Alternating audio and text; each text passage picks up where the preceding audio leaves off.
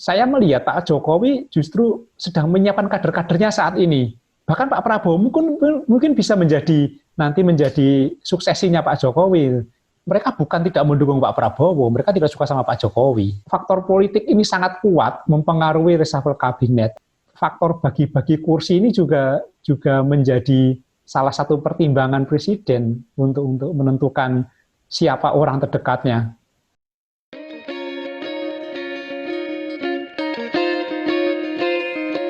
Oke. Nah, tadi menarik kalau misalnya terjadi penggantian Panglima TNI dalam waktu dekat, kemungkinan akan ada reshuffle. Nah, kemudian mungkin Bapak mengamati juga reshuffle ini siapa yang bakal terlempar keluar, siapa yang bakal masuk, coba Bapak.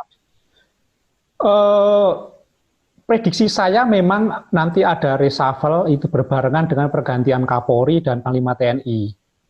Jadi pada awal-awal tahun 2021. Nah, kalau soal pergantian menteri ini memang sulit menilai saat ini karena berbarengan dengan pandemi COVID-19 ini semua perhatian, semua fokus kepada penanganan tersebut.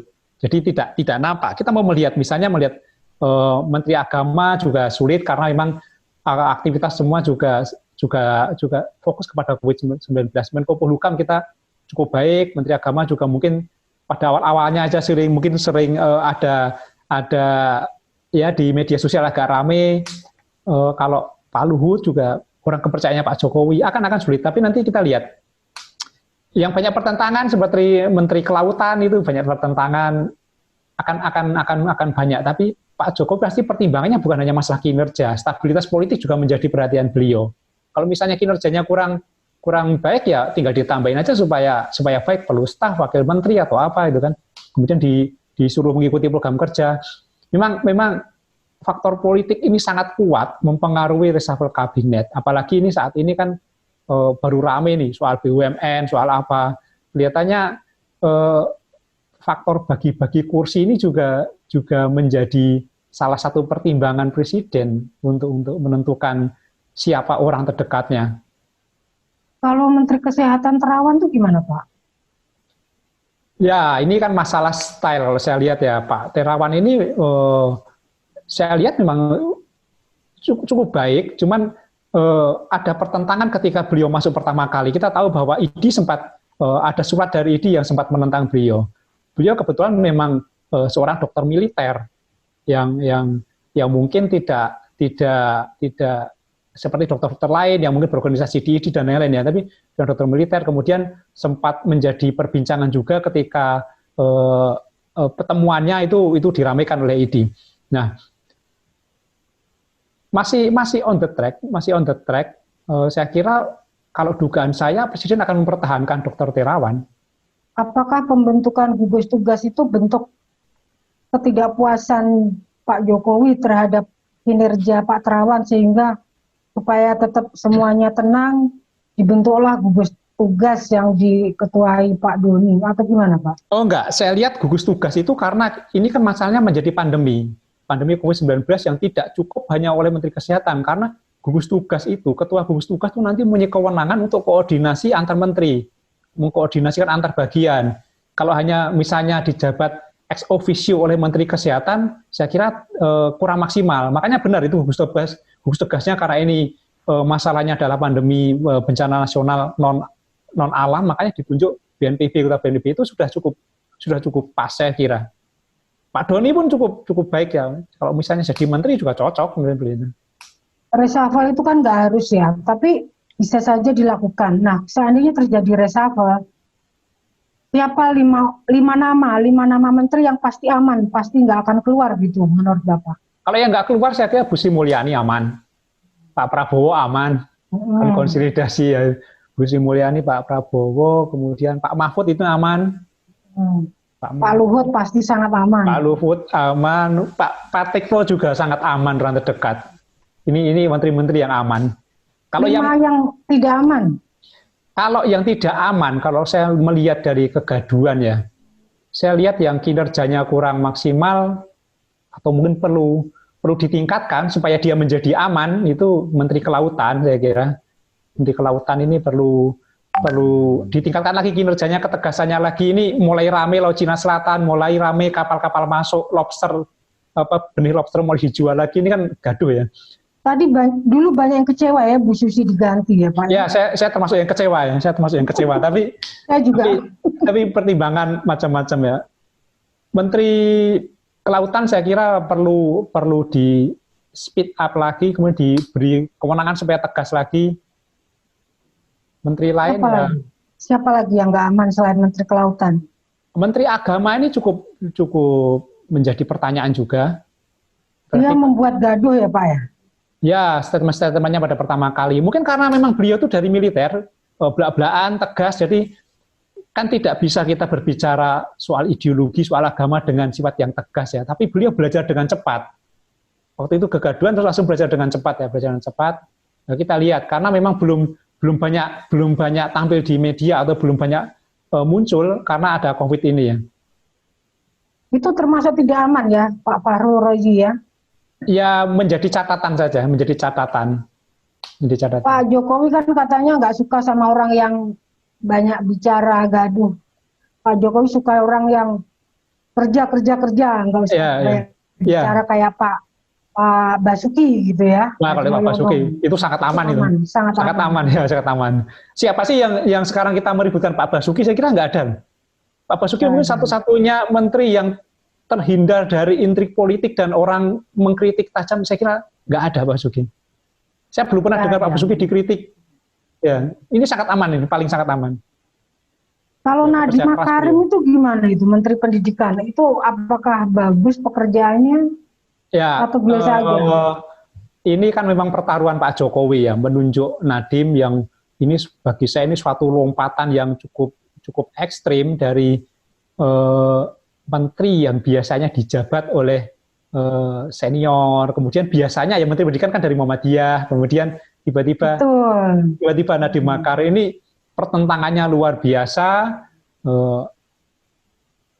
banyak sekali pertentangan terhadap Nadiem Makarim. Apakah aman atau tidak ini tergantung tekanannya. Kalau tekanannya tinggi bisa jadi nggak aman. Oke lah, itu terobosan ya. Maksudnya sepertinya dalam tanda petik Pak Jokowi melanggar tradisi ya. Yang biasanya kalau Menteri Agama pasti Nahdlatul Ulama, kalau Menteri Pendidikan pasti Muhammadiyah. Nadiem itu terlepas dari pertentangan itu, apakah kinerjanya bagus atau jelek Pak? Ya makanya sekarang tidak kelihatan ya. Dia mau menjalankan program kerjanya, ternyata tiba-tiba ada pandemi COVID-19 ini. Jadi terpaksa harus menjalani protokol-protokol kesehatan di bidang pendidikan, mau nggak mau. Dia diuntungkan oleh situasi ini. Karena dia memang ahlinya di teknologi, di mana ketika kita dipaksa untuk menerapkan protokol kesehatan pendidikan, mau nggak mau kan harus menggunakan itu. Dia tertolong dengan situasi ini sebenarnya. Kemudian kalau Menteri Pariwisata apa kelihatan gebrakannya apa? Ya, Menteri Pariwisata juga mungkin malah justru akan sulit dinilai karena dia mau melakukan gebrakan apapun juga pariwisata terhenti. Mau diukur pencapaian kinerjanya juga sulit karena di situasi pandemi COVID-19. Dia akan tertolong jika nanti kita sudah situasinya PSBB sudah mulai new normal mulai berlaku, dia mempunyai gebrakan-gebrakan pariwisata di era new normal. Ketika dia bisa melakukan gebrakan itu kemudian terekspos dengan baik, dia akan tertolong. Tapi kalau misalnya gerakannya lambat, kemudian pariwisata masih tertatih-tatih, ya mungkin menjadi tidak aman. Oke. Kemudian kalau Bapak amati secara keseluruhan pemerintahan Jokowi saat ini gimana Pak? Apakah solid atau ada sesuatu yang tidak bagus? Ya, harusnya Pak Jokowi lebih solid karena dia mungkin sudah tidak punya beban politik lagi ya. Tapi ternyata tekanan-tekanan politik kepada Pak Jokowi sangat besar. Justru lebih besar karena ketika masa periode pertama mungkin tekanannya dari oposisi saja. Kalau sekarang saya lihat tekanan kepada Pak Jokowi tidak hanya dari oposisi, tapi juga dari kubunya Pak Jokowi sendiri, mungkin dari orang-orang yang merasa saya berjasa, kok saya belum dapat apa-apa, itu bisa mengkritik, kemudian bisa menjadi beban bagi Pak Jokowi. Jadi tekanan Pak Jokowi bertambah. Ini yang menyulitkan pemerintahan Pak Jokowi. Tapi saya kira Pak Jokowi setelah pandemi ini berakhir harus mengambil sikap tegas, memilih Sebentar, indikasi tekanan tuh seperti apa? Banyak hal seperti misalnya kasus yang Omnibus Law. Omnibus Law ini juga berlarut-larut. Kemudian masalah demo buruh, Pak Jokowi harus menghadapi sendiri. Ini kan tekanan-tekanan politik yang bagi Pak Jokowi cukup berat ya. Kemudian nanti reshuffle itu menjadi tekanan. Sekarang tidak usah jauh-jauh yang posisi menteri ya. Untuk posisi komisaris BUMN aja saya yakin Pak Jokowi mendapat tekanan. Beberapa orang PDIP kan melakukan mengkritisi pemilihan komisaris BUMN oleh Pak Menteri BUMN-nya. Ini kan salah satu tekanan politik juga. Tekanan politik itu macam-macam. Ada yang hanya bersuara di media, ada yang mungkin bentuk unjuk rasa atau mengkritik seperti itu. Itu bentuk tekanan-tekanan politik. Justru saya yang paling kaget justru dengan Pak Prabowo. Saya melihat malah justru menteri yang menjadi paling loyal dan sangat taat kepada Pak Jokowi. Ini bedanya antara sipil dengan militer. Ketika sudah mempunyai jabatan, apapun yang terjadi, dia sangat loyal kepada pemimpinnya. Ini saya sangat salut dengan Pak Prabowo. Ini Pak Prabowo ini sangat menarik ya. Kalau kita ikutin Pilpres 2014, kemudian 2019 itu kan pertentangannya luar biasa, pertarungan sangat sengit. Tapi kemudian seperti yang Bapak bilang tadi ya, Prabowo memberikan kesaksian bahwa setelah dia bekerja secara langsung dengan Jokowi, dia melihat bahwa Jokowi ini benar-benar bekerja untuk rakyat, dan Pak Prabowo membuat pidato khusus memberikan kesaksian seperti itu. Ini sangat mengagetkan gitu ya. Jadi itu Bapak melihatnya karena Pak Prabowo itu doktrin militernya memang berjalan ya? Selain doktrin militer, Pak Prabowo itu loyalitasnya tinggi dan nasionalismenya tinggi. Beliau melihat pertimbangan-pertimbangan kepentingan negara yang besar, dan Pak Jokowi memang setiap hari seperti itu. Pak Prabowo memberikan kesaksian. Saya kira Pak Prabowo bagi saya saat ini saya melihat menteri yang paling loyal dan dia benar-benar menjalankan tugasnya dengan sangat baik untuk kepentingan negara gitu. Jadi di luar perkiraan banyak orang, Pak Prabowo mungkin nanti bisa bertentangan dengan Pak Jokowi ketika masuk kabinet, ternyata malah tidak. Justru malah ya saya berharap semua menteri seperti itu, satu garis lurus, satu jalur komando dengan presiden, sehingga tidak terjadi pertentangan apapun. Oke, masih tentang Pak Prabowo ini ya, Pak Prabowo sudah menunjukkan sikap yang demikian. Tapi kenapa di tingkat akar rumput itu ya, kalau kita perhatikan media sosial, masyarakat yang dulunya mendukung Prabowo, kenapa nggak mengikuti Prabowo dengan menjadi mendukung pemerintah misalnya, tetap aja ada yang menunjukkan rasa tidak suka gitu dengan pemerintah. Itu kenapa ya Pak? Mereka bukan tidak mendukung Pak Prabowo, mereka tidak suka sama Pak Jokowi. Oke. Ya, jadi mereka tidak menunjukkan pertentangan dengan Prabowo, enggak. Tapi mereka memang tidak suka dengan Pak Jokowi. Dari awal memang udah nggak suka sama Pak Jokowi. Ya, jadi ada banyak hal provokasi di masyarakat. Isu-isu seperti Pak Jokowi dituduh komunis, dituduh pro Cina, itu kan sempat mengganggu kampanye kemarin ya. Nah, harusnya ketika Pak Prabowo sudah diangkat menjadi di jajaran Pak Jokowi kabinet, itu semua sudah bersatu padu, karena itu langkah itu yang dipilih kan sebenarnya untuk mencegah terjadinya polarisasi politik di Indonesia. Polarisasi itu dileburkan kembali jadi satu, ya udah selesai Pilpres selesai gitu loh. Makanya Pak Prabowo menjadi Menteri Pertahanan, tapi ternyata tidak. Jadi artinya jangan-jangan ada masalah serius di tengah masyarakat. Jangan-jangan memang ada kelompok-kelompok yang radikal yang dulunya menunggangi Prabowo, kemudian begitu Prabowo berangkulan dengan Jokowi, mereka menuduh Prabowo pengkhianat, lalu mereka tetap dengan caranya gitu, punya agenda tersendiri. Itu ada ya Pak? Saya lihat memang ada kelompok-kelompok tertentu. Saya tidak akan mengatakan kelompok radikal, tetapi ada kelompok-kelompok tertentu yang memang dia merasa terganggu dengan kebijakan-kebijakan Pak Jokowi. Makanya saya melihat bahwa ini kelompok ini tidak besar, kelompok ini kecil, tapi dia kalau bersuara kencang biasanya, bersuara kencang dan mampu melakukan propaganda. Nah, dia bukan tidak setuju dengan Pak Prabowo ke dalam jajaran kabinet Pak Jokowi, tapi mereka memang bencinya sampai dibawa mati kepada Pak Jokowi. Saya tidak tahu ada masalah apa, tetapi memang mereka terganggu. Satu mungkin terganggu karena dia tidak bisa eksis lagi, atau mungkin dia tidak kebutuhannya tidak terpenuhi, atau mungkin ketika Pak Jokowi masuk menjadi presiden ini kan banyak gebrakan-gebrakan ya.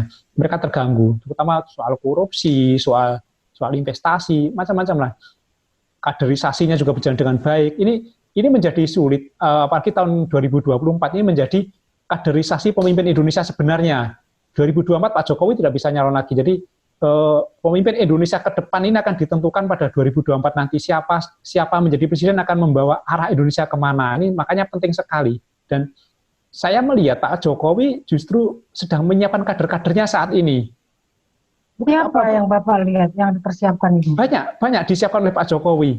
Bahkan Pak Prabowo mungkin bisa menjadi suksesinya Pak Jokowi.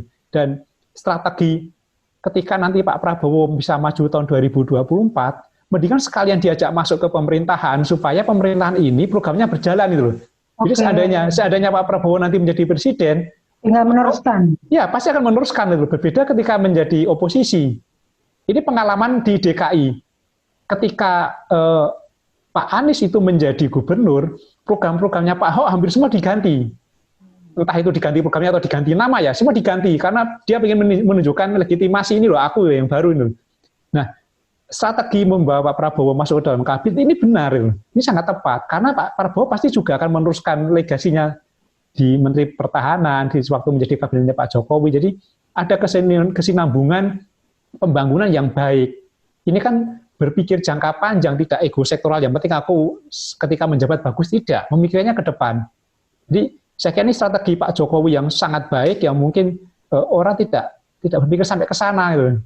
Oke, sebelum bicara 2024 itu sangat menarik. Saya ingin bertanya soal Erick Thohir. Ini kan salah satu menteri yang menonjol saat ini ya dengan gebrakannya. Membenerin BUMN itu. Nah itu gebrakan Erick Thohir itu gimana Bapak melihat? Itu atas restu Jokowi atau bagaimana? Ya, ketaatan Pak Erick Thohir kan hanya pada Pak Jokowi ya.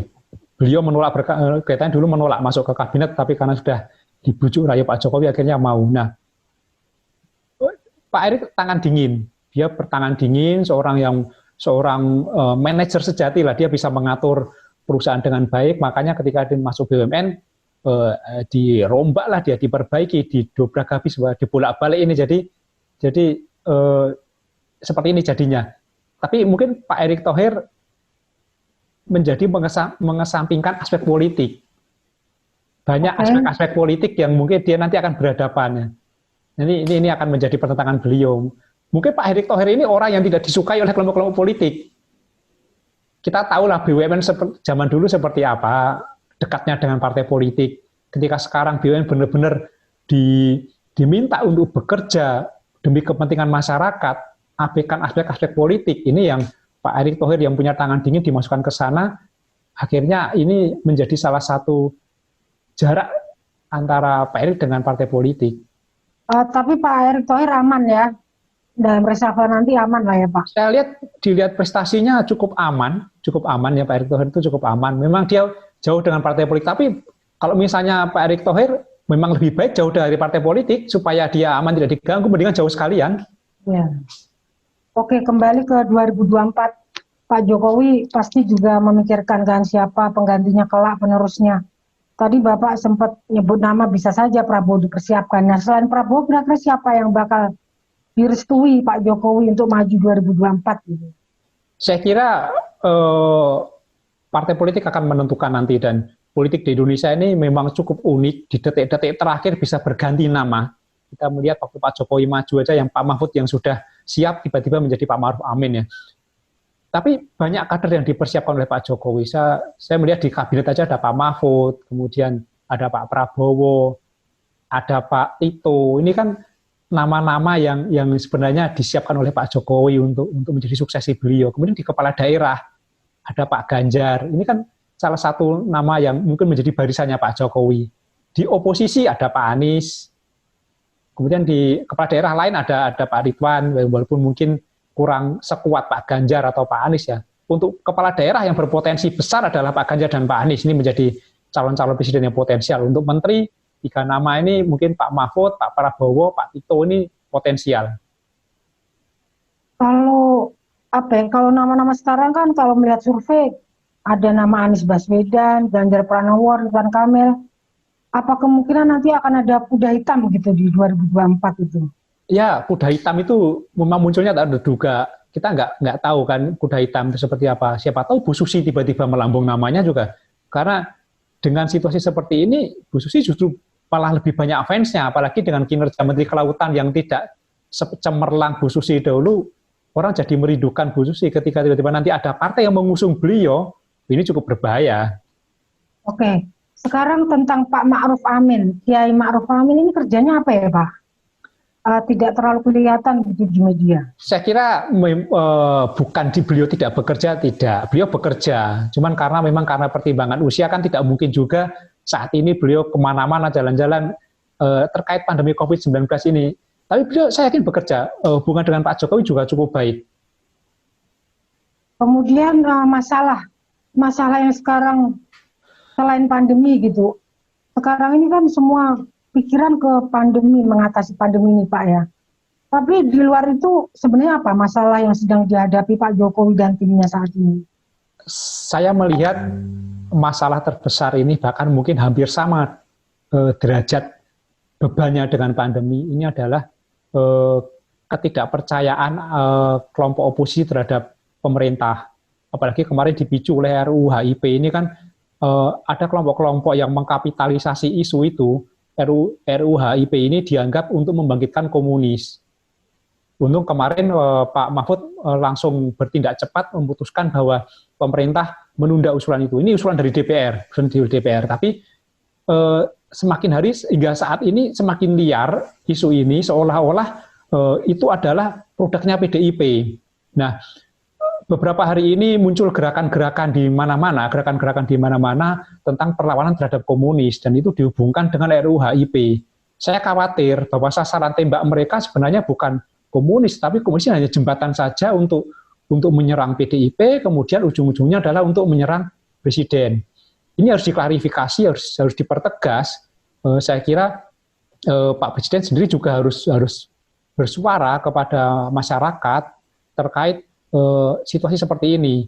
Kita sudah berkali-kali mendengar Pak Presiden bahwa komunisme itu sudah final, sudah dilarang dan tidak ada ruang lagi bagi komunisme. Tapi isu ini kan dikapitalisasi terus, ada yang mengkapitalisasi, ada gerakan-gerakan anti komunis, ada orang bakar-bakar bendera, ada yang bakar macam-macam lah, seolah-olah komunis itu bangkit lagi.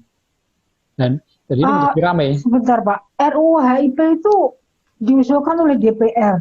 DPR ya? DPR itu siapa spesifiknya? Apakah PDIP atau siapa gitu? Tentu tidak hanya PDIP, pasti ada partai-partai lain. Tetapi kan ini dikapitalisasi, dipropagandakan seolah-olah itu hanya PDIP.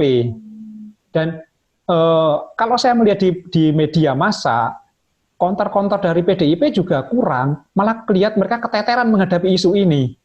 Karena stigma-stigma bahwa PDIP menyuarakan itu akhirnya diperkuat dengan narasi-narasi yang lama-lama yang dulu-dulu terkait keberadaan salah satu anggota DPR yang mengaku bangga dengan PK itu diulang-ulang terus oleh kelompok-kelompok tertentu dan PDIP agak kesulitan mengcounter ini.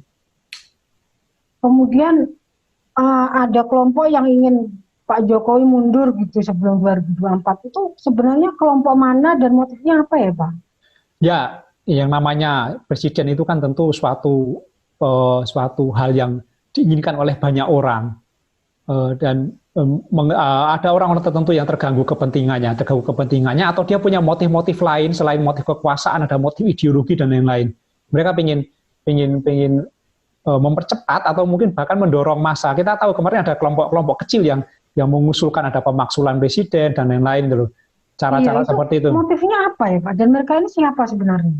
Ya, mereka memang kita tahu bahwa orang-orangnya juga kelompok oposisi ketika Pilpres kemarin yang mungkin sudah menyatakan mendeklarasikan tidak mendukung Pak Prabowo seperti tadi kita sampaikan ya.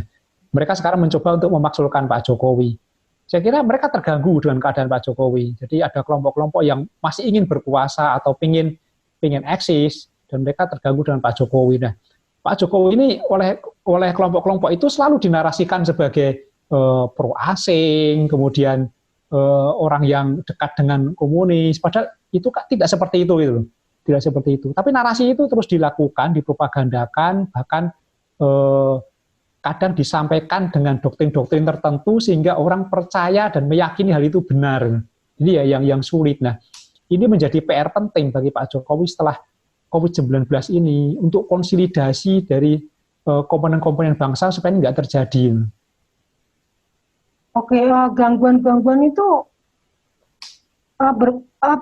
sebesar apa potensinya mengganggu kinerja Pak Jokowi dan tim ya Pak? Saya kira kita ingat ketika 2017 ada demo besar-besaran ya terkait Pak Ahok. Itu kan cukup besar juga ya. Kalau isu tentang komunisme ini, kemarin RUU HIP ini tidak di-stop oleh pemerintah, itu bisa mengarah ke sana. Itu cukup berbahaya loh, cukup berbahaya. Dan saya sendiri tidak setuju sebenarnya dengan RUU HIP itu. RUU itu akan bagus. Apakah itu urgent gitu untuk dibahas sekarang ya RUU HIP? Urgennya apa? Pertanyaan saya begitu, justru urgennya apa dibahas sekarang itu loh. Kalau misalnya memang perlu RUU itu sebenarnya bukan RUU HIP tapi RUU BPIP. Jadi lembaganya aja dibuat undang-undang. Mungkin mau ada seperti BNPT atau BNN yang ada undang-undang narkotika atau BNPT yang ada undang-undang terorisme. Kalau BPIP perlu undang-undang ya dia buat RUU BPIP. Tapi kalau RUU HIP ini kan akhirnya macam-macam tafsir orang karena memang terlalu terburu-buru dan terlalu dini, apalagi di situasi seperti ini. Belum lagi masalah Omnibus Law, ini kan gangguan-gangguan ini yang akan terus menyerang Pak Jokowi dan semua mereka tertuju pada Pak Jokowi. Tidak ada misalnya Omnibus Law tentang ketenagakerjaan, semua demo ke Menteri Tenaga Kerja, tidak itu loh. Semua arahnya ke Pak Jokowi. Jadi apapun kegaduhan-kegaduhan itu mereka tembaknya ke Pak Jokowi. Kenapa ya Pak? Apakah ada seseorang gitu di belakang gitu yang mengatur itu semua terjadi ya? Saya kira bukan seseorang, tapi banyak orang ya. Masih banyak pihak yang tidak senang dengan keberadaan Pak Jokowi dan saya kira di dalam suatu negara yang sangat besar itu kan ya wajar orang tidak senang karena Pak Jokowi tidak mungkin menyenangkan semua orang itu loh. Mungkin orang berbeda afiliasi politik, berbeda pandangan, berbeda ideologi, dia akan tidak senang atau menentang. Ini menjadi masalah. Jadi Pak Jokowi itu mempunyai kelompok yang menentang, oposisi yang akan merepotkan kalau mereka nanti menjadi satu dan puncaknya ketika dia ada menggunakan isu agama ini yang cukup berat. Padahal kan kalau dihitung-hitung di atas kertas, oposisi Pak Jokowi itu kan kecil kan, lebih banyak yang koalisi pemerintahan ya Pak? Kecil. Tapi ketika kelompok pendukung Pak Jokowi ada yang tidak puas, ini kan berpotensi menjadi kelompok oposisi dan ini cukup berbahaya. Banyak orang yang vokal di luar itu kan pernah menjadi barisan pemerintah. Ketika dia mungkin sudah tidak berkarya lagi, akhirnya dia menjadi vokal. Ini cukup berbahaya. Oke, sekarang sedikit bicara tentang Ahok. Ini kan apakah ke depan kemungkinan ada gitu bisa berkarir lagi di bidang politik? Pak Ahok ini kan pendukungnya besar juga ya yang militan. Nah sekarang dia punya tempat di Pertamina. Apakah ke depan ada peluang dia untuk ya ikut bekerja di pemerintahan seperti itu? Kalau untuk capres cawapres, saya kira Pak Ahok sudah sadar diri tidak akan mengikuti konsentrasi itu. Saya yakin itu tidak akan seperti itu. Tetapi kalau untuk menteri, kita harus lihat undang-undangnya, aturannya seperti apa. Apakah terhalang oleh aturan bahwa pernah menjalani hukuman dengan ancaman 5 tahun itu menjadi syarat untuk menteri. Kalau misalnya tidak menjadi syarat, saya kira bisa masuk ke menteri. Tapi posisi yang tepat saat ini sebenarnya Ahok ini kan orang-orang yang benar-benar bekerja keras dan dia ahli memperbaiki sesuatu yang bisa dimaksimalkan lagi. Jadi penempatan di Pertamina atau mungkin di PLN, di Krakatau Steel itu cukup bagus. Pak Ahok itu udahlah biar mencari uang aja saya kira. Tapi kalau untuk politik saya kira resistensinya masih tinggi. Pendukungnya banyak, tetapi ketika dihadapkan dengan lawan politik yang dia menggunakan dogma atau menggunakan agama, ini cukup berat. Jadi Pak Ahok biar mencari duit saja saya kira. Oke. Kan ini BPJS rugi terus ya Pak ya, rugi. Nah, ada yang mengusulkan Ahok ditaruh di BPJS saja supaya ada gunanya, supaya ada pekerjaannya untuk benerin itu. Gimana menurut Bapak? Ya Pak Ahok memang spesialisnya di situ. Saya kira sesuatu yang menjadi masalah atau mungkin bisa diimprove untuk mencari uang, itu tempatnya Pak Ahok. Pak Ahok itu cocok itu untuk BPJS, untuk PLN, Pertamina, saya kira tepat di situ. Oke, kemudian kalau Jokowi dan tim ini sekarang titik lemahnya di mana ya Pak? Ya, kebetulan memang karena ini pandemi ini menjadi kerawanan. Jadi ancaman itu akan datang jika ada kerawanan. Kerawanan saat ini besar sekali. Jadi pandemi ini menjadi jalan masuk kelompok-kelompok tertentu atau kita bisa katakan oposisi untuk menyerang Pak Jokowi. Nah, serangan-serangan ini, kritikan, serangan atau termasuk itu ini cukup mengganggu pemerintah. Oh, Nah, bukan memang lawan politik bukan sebaliknya ya Pak. Pandemi meredam semua ketegangan itu. meredam dalam hal tertentu iya, tetapi juga dia menjadi titik rawan karena kan menjadi misalnya seperti ini, angka penderita naik udah disalahkan, Menteri Kesehatan disalahkan, jadi akan banyak titik rawan juga di situ. Meredam iya, tetapi kan ada batasnya. Nah, nanti mulai bisa tancap gas lagi, nanti mulai politik rame lagi, demo-demo lagi, ini sudah mulai berjalan kan.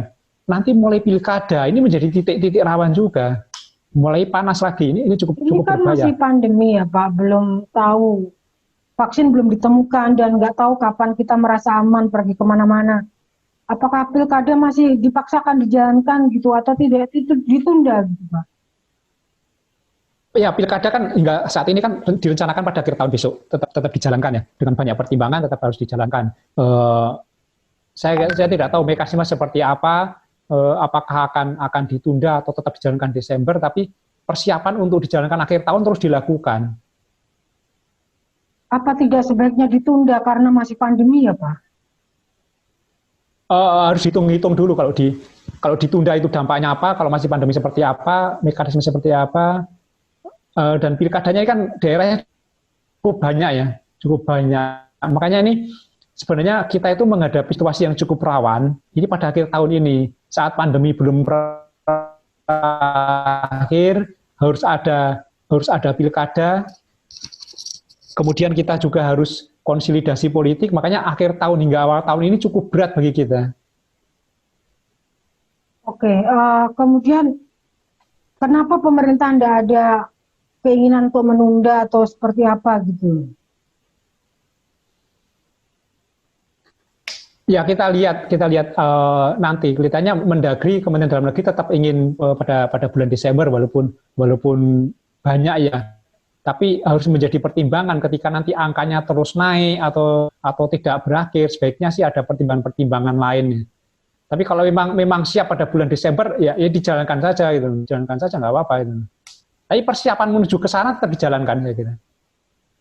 Oke. Ini masih berkaitan pilkada tapi agak bergeser pertanyaannya mengenai Gibran Rakabuming yang mau maju sebagai wali kota Solo. Ini strategi apa yang Bapak lihat ini? Ya, hak semua warga negara untuk dipilih dan memilih, sebenarnya itu hak warga negara ya.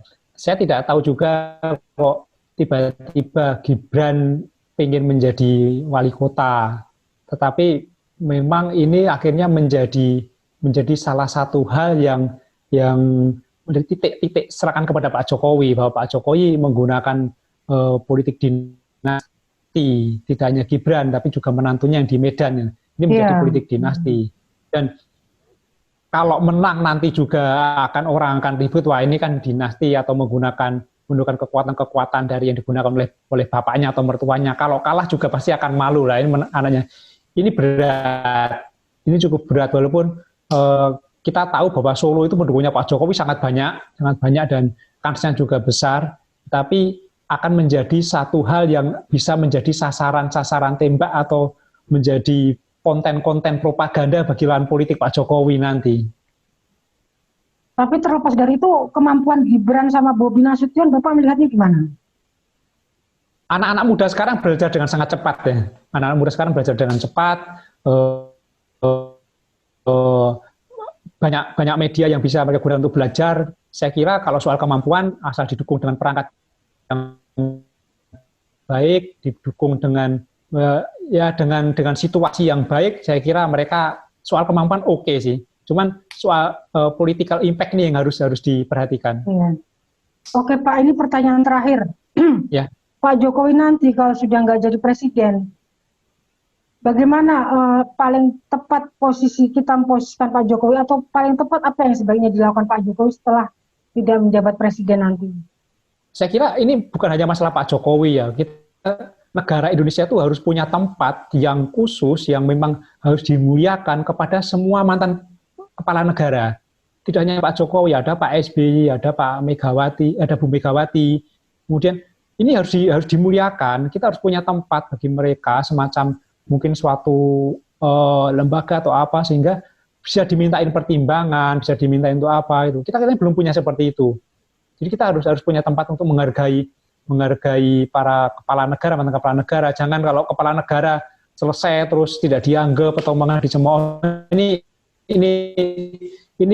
yang kurang di negara kita. Kita harus menghargai siapapun kepala negara, bagaimanapun kinerjanya, diberikan tempat yang mulia sehingga bisa bermanfaat bagi negara kita. Banyak cara, kira-kira apakah ditempatkan ada forum tersendiri atau lembaga tertentu. Saya kira banyak cara.